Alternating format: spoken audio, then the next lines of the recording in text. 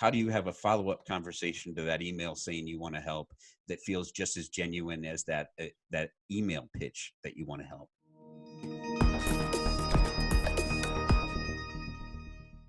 Thank you for tuning in to today's Quick Connect. I am joined by Corey with PCMATIC. Corey, thank you for joining. Thanks for having us. I appreciate it. Absolutely. If you're not familiar with PCMATIC, you may have seen end user commercials. I know a lot of times when the name comes up, it's not necessarily always related to the channel.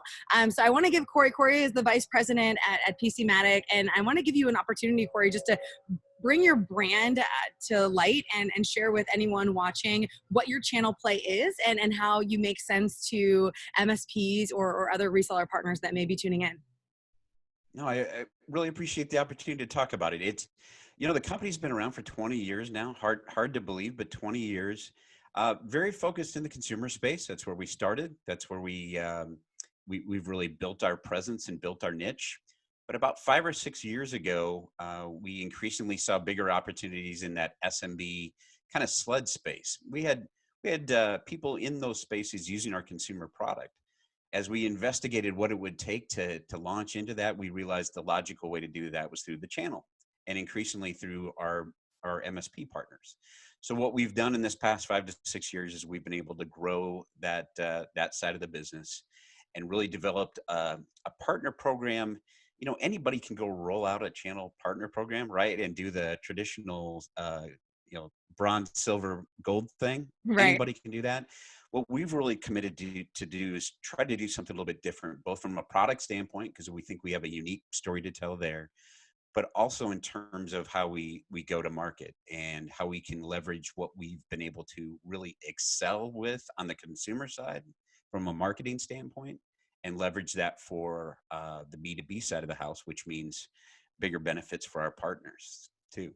Absolutely. I think one of the interesting pieces that have come out of our conversations together is just that the ability to take what used to be more of a B2C or just a different type of product and target market, and then bringing it upstream to businesses. And a lot of times too, if you have been an end user and you have been a consumer and you've seen a brand, you already have that recognition, but now you're just seeing it in a different form and a different solve. So I think that's great. I think one of the things I think is very interesting that you and I did a little bit of talking about as well is how you are approaching making sure that your partners are getting supported through things that you're already good at. So one of the things that we had mentioned offline is you had said that benefits that you already have from having more of a consumer brand, you can bring up through your channel programs, like commercials or things that maybe reseller partners are not as used to being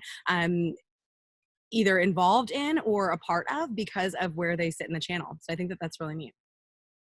Absolutely. It's something we've had to kind of grow into. What an unintended consequence really of our consumer play, and 90+% of our marketing spend there, full disclosure, is national TV. Yep. So we run 60-second spots in all the major news networks in prime time every single night of the week. Many of those are very consumer focused spots, but increasingly we're doing some things that are more B2B focused. What we didn't necessarily plan on was the response we get in return from those TV ads increasingly is small and medium-sized business owners. Mm-hmm. We're hearing from IT directors of school districts. We're hearing from IT directors of medium and even enterprise level corporations. We don't do any of that business direct. Mm-hmm. So what we've had to do is we've established a team internally that vets all of these opportunities as we get them. And then we try to match them up regionally with our reseller or managed service provider partners. And more, knowing that SMB sled space is really our wheelhouse, what we've seen is not only can we help these people coming to us with our product, but we increasingly recognize they have a need for managed services. Mm-hmm. So it creates this unique ability for us to now partner at a deeper level than just simply transactional with the software, right? We know somebody will benefit from the software, but what they really need is someone to manage that security for them, and being able to hand that and work hand in hand with our partners to then fulfill that. I think is really unique. I've been on the other side of this from a sales perspective any number of times Hmm. in a partner relationship where I've had 30 leads dropped on my desk that were nothing more than somebody downloaded a white paper. Right. We've all been there. What we're able to now do is we've vetted these opportunities. They are well down the sales funnel. In some cases, they just simply need a quote and are Hmm. ready to go. I think coming to our partners with that makes us very unique, and we're committed to ramping up the marketing efforts that we think is going to fuel this far beyond where we're at right now. Giving off leads or sending leads or referring any lead that comes your way over to a partner is something that a lot of vendors do try to use as a differentiator. However, to the point you're making, the level at which the lead is in the funnel when it's given over makes all the difference in the world. If it is someone who downloaded a white paper versus something that is more mature and that actually isn't going to waste the time of the partner and is genuinely going to turn into a solid lead and the hope is a closed deal, that is where it gets really powerful. And I think that that's a huge differentiator. So let's back up for a second and let's talk about Yeah. COVID and let's talk about quarantine and the world that we're living in right now. So on a personal level, what is quarantine looking like for you? I mean, you said that you're in Iowa, so you are obviously still under quarantine and in your home. But as you were mentioning to me, that's no different than a normal day of the week. It really isn't. So the company has been, and I hate this term, but we've called ourselves a virtual company for Okay. 20 years now. Wow. None of our we don't have a headquarters. All of our Hmm. employees work from home. Yep. So in terms of day-to-day business operations, it's nothing new for us. The team internally that I'm responsible for, we are the ones probably dealing with the biggest changes because we're usually on the road. Yep. We're out visiting with partners face to face. We're at trade shows. We're at various events. So that's been a bit of an adjustment. I mean, I don't have the luxury of having palm trees over my shoulder like you do, but Come visit I was after still quarantine. Visit definitely. after quarantine. Definitely. I was still a great place to be. We still have all the tools we need to be effective. I think it's a bit of a change of mindset, though, for those of Mhm. us who typically spend most of our time face to face and being on the road. Absolutely. Otherwise, the rest of the company, it's been business as usual around here. Great. Talk me through a little bit. I thought that was very interesting, and especially terming it already a virtual company, obviously prior to the world we live in now, where many companies are for the very first time getting familiar with Zoom and Teams and how to have the majority of your day living in this way, where many of us were already doing this for quite a long time. A webinar or a meeting in this fashion was already part of a normal day to day, whereas many others are just starting. I think where it really became interesting was what you were just mentioning as far as sales reps who are very used to being face to face, very used to starting business, starting relationships, closing business face to face and in the field or at events. How has your team adjusted to that piece, not being able to go and be in front of prospects or current clients? I think the biggest adjustment is, and this wasn't unique to us. I think you felt this across the channel and beyond. Was there was this initial inclination to do we even approach customers at this point, Hmm. right? Yeah, And if we absolutely. do approach them, how do we do this? And we came to the conclusion that what we wanted to do is figure out a way to be helpful more than it was sell something at this point. Hmm. And fortunately, I think you've seen a lot of people follow suit, right? Just about every company is sending that email out now about how can we help, Hmm. what can we do. I think the challenge now has become how do you how do you make that feel genuine? Yeah, Since everybody is taking that approach totally now, agree with that. Yep. how do you make that feel genuine? How do you have a follow-up conversation to that email saying you want to help that feels just as genuine as that email pitch that you want to help? So that I think that has been the challenge, is viewing this sort of the short term and feeling helpful, but also helping some of our partners look long term. What does this look like on the other side? Are you ready for this? How is it going to change their marketing strategy and how they speak to their customers? Hmm. And how can we help our partners prepare for that? More than product and technology and competitive positioning, it's what can we do to be a part of the solution for those partners? And it goes beyond just our product now. Hmm. So No, and I think that next step after that email, because you're right, everyone in times like this where there's some sort of a catalyst. Obviously, we've never seen times quite like the ones we're going through right now, but when there is a huge catalyst for change, there are those natural phases that human beings go through to figure out, okay, great, how do we adjust right now really quick? Now what do we do and how can we, go to market and get results?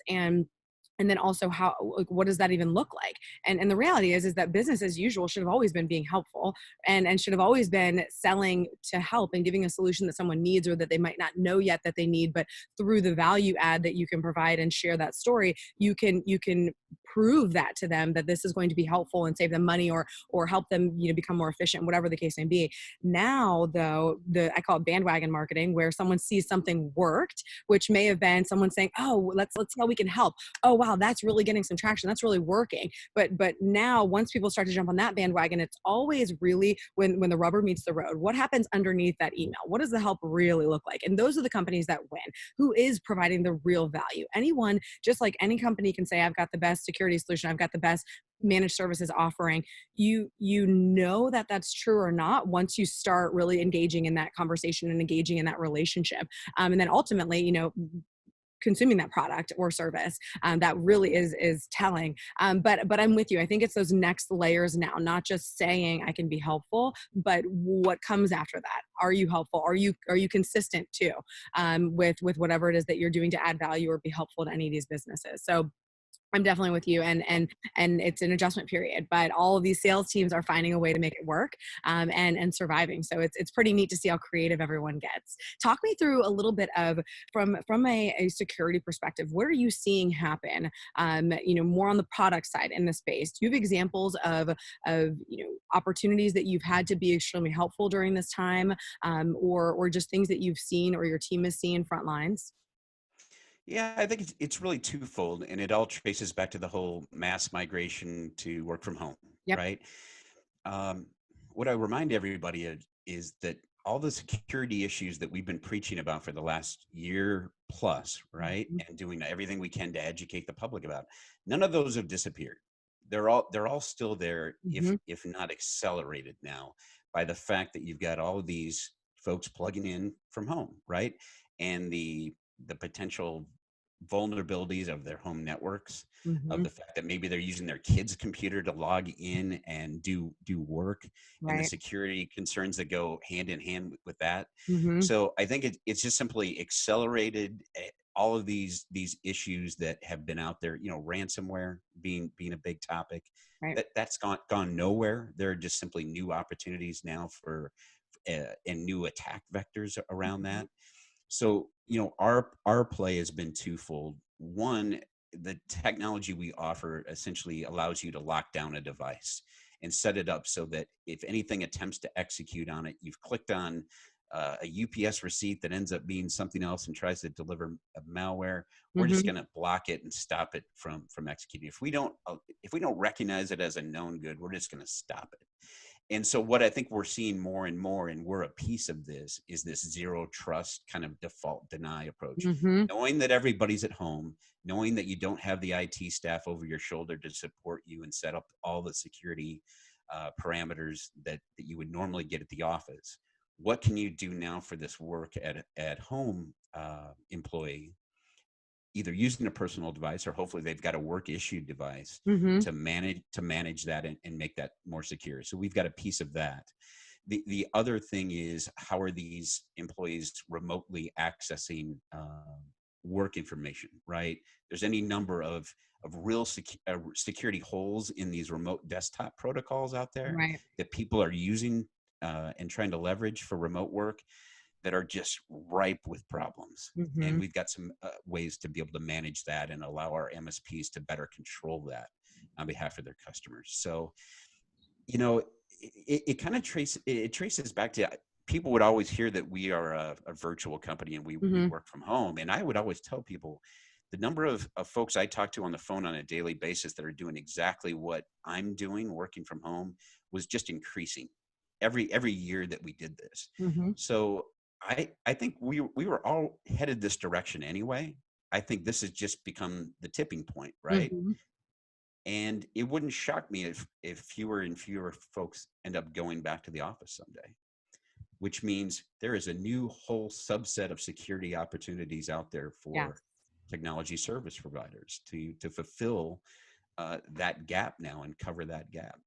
That is such an interesting conversation right now. The what happens once, phase one goes into play, phase two, and everyone can go back to whatever they are going to consider their new normal. And it has been a conversation that's really riddled throughout this quarantine is, what does that look like? Now is there the opportunity for companies? Everyone just had to test out how strong their team was remotely, how strong their systems were remotely, and then get prepared for it, and make sure that they were safe, secure, situated. Now that's everyone's normal, right? It takes 30 days to create a habit. We're past that now. So now the new habit is everyone working from home. Everyone's kind of comfortable. I see this really working with some businesses and not with others. I've actually talked to a number of businesses that can't wait to get back to the office because their productivity isn't working as well from home. But others, to your point, are saying, wait a second, why do we have that building? Why do we go in and pay rent to this, this business, when really we can work and maybe be more productive from home? And so I absolutely think that it'll fall into three buckets. Some that loved that intimate arrangement and being there and seeing people, depending on the type of business that you have, right? The one who goes a little hybrid, maybe it becomes more flexible now. There's more days from home than it used to have, and there's a little bit more flexibility with virtual and on-prem. And then there's those who are going to go 100% virtual because they can, and now they're set up for it. So they don't have to go through a big overhaul to get there. They already have in place what is working. So I think it's really interesting. Talk to me a little bit about, you had mentioned the zero tolerance, right? So talk me through what that looks like and why why you and team lead with that as a differentiator for companies. So many of the security solutions out there are all based around the idea that we can track all the known viruses and all the known malware Yep. and upload those definitions to a laptop, right? And if one of those things attempts to infect that laptop, we'll block it. Mm-hmm. Well, what we know now is that these things evolve like every 50 seconds. So the idea that you can be constantly pushing those definitions out and using that as the basis of securing an endpoint, it's just antiquated, right? It's old 80s technology. So we've kind of flipped the script, right? We approach it from what is termed application whitelisting, right? Mm-hmm. Which is something that's been around for a long time. We've just simply been able to streamline it and automate it to the point where, again, all we're doing is monitoring for anything that attempts to execute that Right. looks like something other than, if it's not a known good, we'll simply block it from executing. If it's an unknown and we don't recognize it as a good or a bad, we upload it through the cloud up to our malware research team, and they touch it, and then they make a determination that they push out globally for all of our users. Mm-hmm. So this whole approach itself isn't necessarily new. Anybody could go set this up on their own. The headache associated with it was typically false positives, something getting blocked that shouldn't get blocked, or Mm-hmm. somebody in accounting can access XYZ proprietary software because of this setup. What we've been able to do is take a lot of that heavy lift off of the IT staff and say, you can still benefit from locking these endpoints down with application whitelisting without all the burden of having to manage false positives Right. and maintain this whitelist of good. So it's increasingly, we're seeing, we're doing some more and more work in the federal space that Mm-hmm. suggests that this is coming kind of fast and furious from the federal level on down in terms of mandates and standards that are going to require this kind of lockdown, right? And application whitelisting is going to be a critical piece of that. I think it's fair to say it's going to start at the federal level. It's going to Mm-hmm. work its way into that state and local level. Schools, no doubt, will have to head this direction. But I wouldn't be shocked if the next time you go out and try to take out a cybersecurity insurance policy, their requirements may be that you have something like this in place as well. So Interesting. we feel like we're uniquely positioned then to address what's already out there, but what's Mm-hmm. coming more and Right. more. Well, I mean, back to one of the conversations that you and I were having even before, I think being an MSP in general, the goal is always to be that thought leader, that tech expert and the person who these businesses do not have to, they don't have to worry. Granted, there might be some hybrid approaches where there's an internal IT person and a managed service provider that overlays. But for the lion's share, if the managed service provider is becoming the IT services group for that company, that's the entire goal of being an MSP, is to ensure that at any given time you're looking ahead for issues that could be coming down the pipe. You are making sure that all regulations are being met. Anything that needs to be compliant is, for any vertical. And again, too, it changes in verticals as well, as we know. So making sure that you are an expert and know that what you have in place today is still going to be good for that company tomorrow and in the future. And so knowing what you're saying and looking ahead at other, other regulations that might be happening, I think it's really neat that they can say, okay, great, well, we're going to prepare you. That what we've got in place for you right now is going to be fine regardless of what comes out, because of the way in which it functions. And I think I think that's great. And it allows them too to open up another conversation in a time where security is such a heightened topic, even prior to COVID. I mean, security has been an extremely hot topic for forever, but really it's gotten spicy the last few years, and that's already been a lead in a conversation. MSPs already lead with security, already lead sharing how they can help in all of those ways, and to make sure that businesses are secure. Now though, you've got another level, which is COVID, so it's even becoming more of a hot topic. And so I think with what you're sharing, I think it's a great way for them to lead and open up a conversation and make sure that they're looking out for their current clients, and then also it's a great prospect conversation too. Absolutely. I was thinking about this last night a little bit, and I go back to my days prior to joining with PCMATIC. I worked at Gateway. If Okay. anybody remembers the cow spotted boxes, right? And maybe one of Mhm. their first computers. Yes. So one of our taglines there for a while was, "You've got a friend in the business." And I thought, ultimately for our partners, their relationships with their end users are still built around trust. Mhm. Absolutely. These these small business owners, these CEOs, these IT directors they're co-managing with, if they trust you as a partner, they're going to leave all the nuts and bolts and speeds and feeds and all the changes You. to you. Yep. And all they have to worry about is business continuity. And, you know, take a look at where the state of the world is now. There's never been a bigger need Yep. for a business owner to feel that sense of trust Mhm. and feel like, hey, I've got a friend that's going to take care of this. I don't even have to worry about them steering us in a wrong direction. They've got this Mhm. taken care of. If you're able to establish that kind of relationship, the rest of it's going to take care of itself. All you have to worry about is delivering on that promise. So I think we discussed this a bit previously, but encouraging our partners to go out and have those conversations that don't involve speeds and feeds. Mhm. Talk about mitigating risk, right? Talk about being able to address these concerns that business owner has, not what you're going to be able to deliver with application whitelisting from PCMATIC. That's just Correct. simply an ingredient, right? Go sell them the cake is what I Yep. heard the other Yep. day. Yeah, go sell them the cake. So one, I love that you just said Gateway, because I think that was one of, I definitely had Gateway computers. And I think back to taglines and having a really good understanding of why and what the business is providing to whoever the consumer is.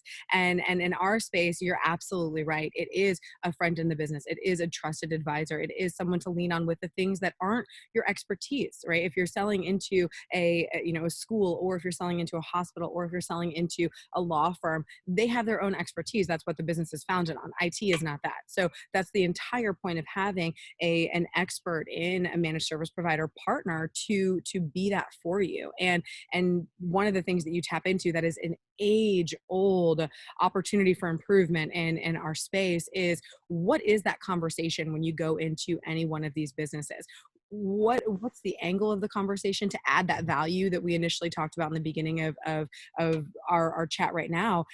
How should as a partner, as an MSP, how should I approach going in and sharing the value I can provide? And you're 100% right. It's never going to be about, this is why PCMATIC can help you. This is why this product can help you. This is why this product can help you, because they don't one, understand it that way, nor do they want to, or you wouldn't be sitting at the table having that meeting. If they wanted to go be that expert, they would become an MSP and they would sort out how to do it themselves. They're hiring you as a partner because they want someone that they can trust, which is why that's what the relationship is built off of.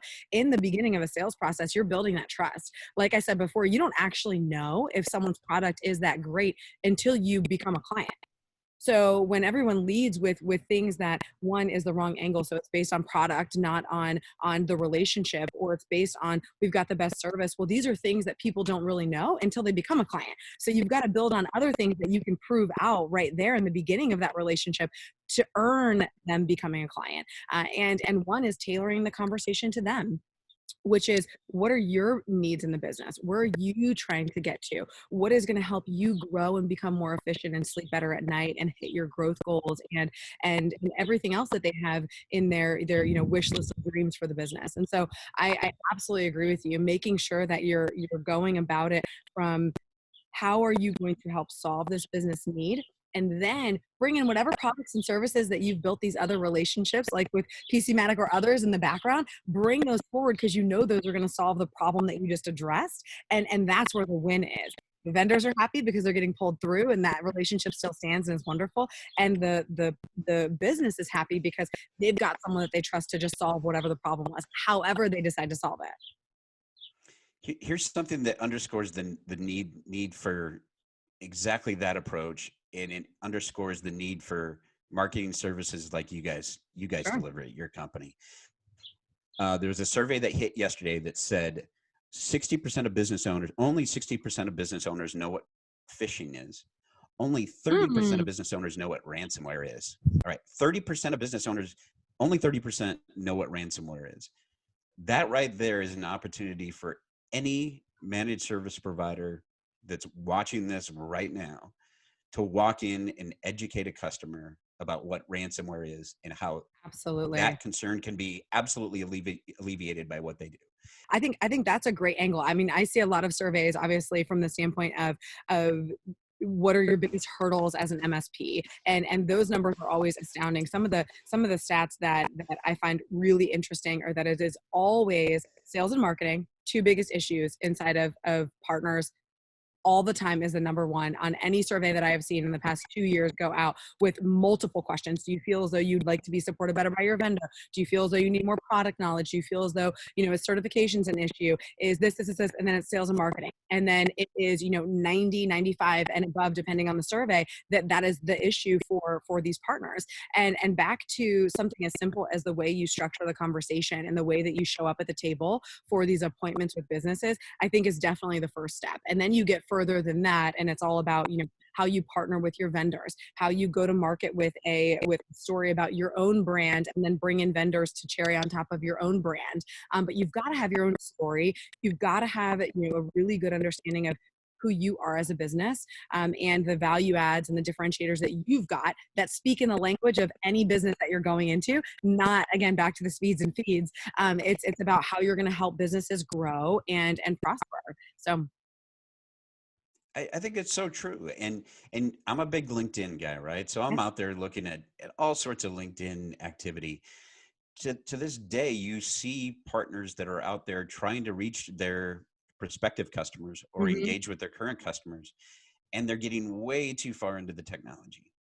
Um, it's I don't think you can underscore the importance of being able to speak to these people in their terms Mhm. and what their pain points are. This is old blocking and tackling, right? Yes. This isn't new. Nobody. Nothing This new. isn't this isn't some new sales philosophy. Mm-mm.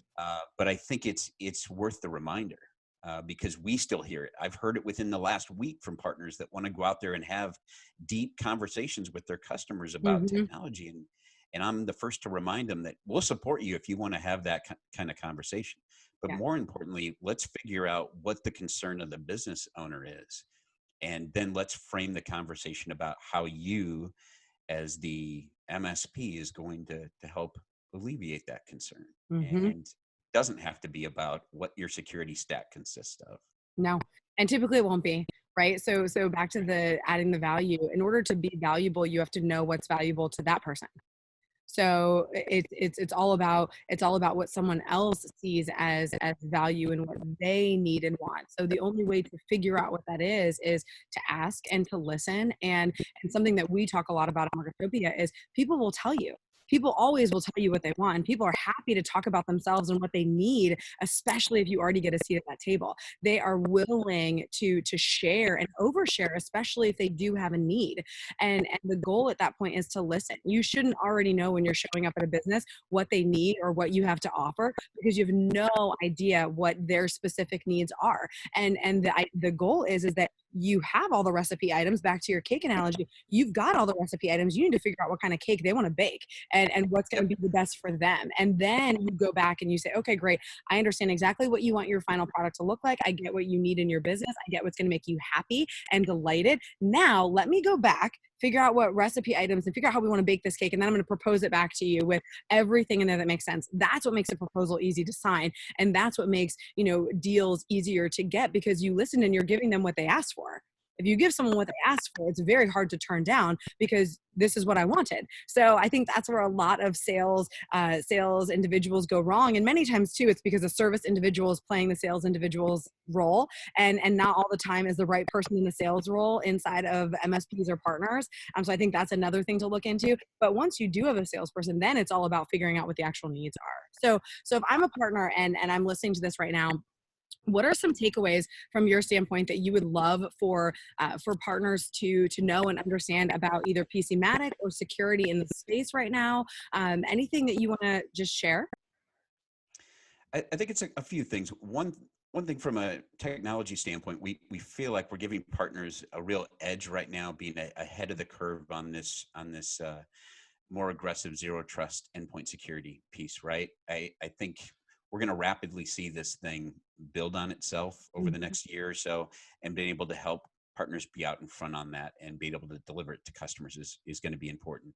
I would say number two is don't overlook our, I don't know if mastery is the right word of that Okay, TV space, sure. but hey, we've really figured out how to be out there and do it cost effectively on national TV.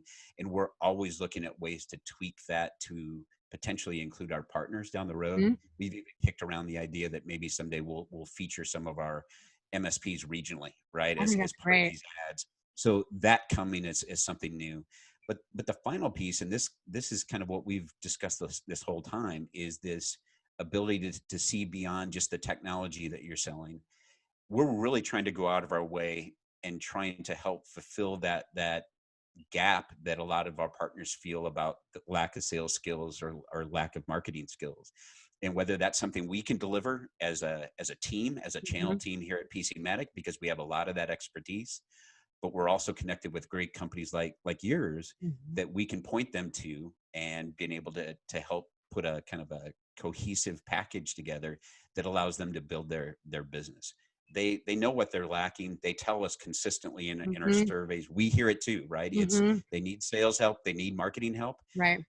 Well, how about a partner program that actually delivers on helping with that, versus just saying, here's your sales collateral, Mhm. here's your marketing collateral. If you want to drop your logo into it, that's fine. But that stuff wasn't really created with the people you're targeting in mind. Really trying to do something more focused on what is actually going to help these partners and deliver on what they're asking for. So Definitely. And the last piece that you mentioned too, or really the last two things that you mentioned, the partnership with building out ecosystems to help partners. I mean, I love, even in the discussions that we've had, the way that you and team are going to market to put together those other layers for partners to make sure it's, again, delivering what they need. Back to what we were just sharing, you've got to do the same thing that you're preaching, right? So back to needing partners needing to listen to their clients as vendors and as channel players. buyers, it's listening to the partners and seeing what they really need. And back to sales and marketing being huge, it's also the help of facilitating that. Gone are the days of the programs where here are your 5 pieces of collateral, stick your logo on it, like you're saying, and go to market. It's all about the partner's brand and helping them and connecting them with other players who can help them bring their brand to market, get that story together, create leads, learn how to follow up on them, learn how to sell, and then pull through your products in the back end. And I think that is really where the help is needed. And I love that you and team are supporting in that way. So I am so grateful that you joined today. If you have not checked out PCMATIC, or you want to just get a little bit more familiar, definitely do so. There will be a link. And stay safe, Corey. Thank you. You too. Thanks for having us.